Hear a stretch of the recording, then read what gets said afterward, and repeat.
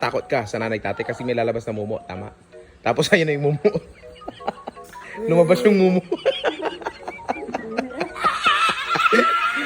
Uy, sige na, kain ka. Joke lang. Ang putangso. Warm talaga yan. Di mag-cold ka. Nagdadrama ka na naman eh. Kain ka na rin. Meron pang isang tinapay. Ubusin mo ng dalawa. Yung sa akin, bigay ko na sa'yo.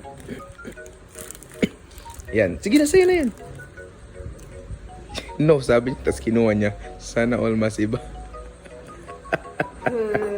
Ay, okay, hindi ka matakaw. Diet ka. Ate. Lalabas ang mumu kang kupi mo si Sayri.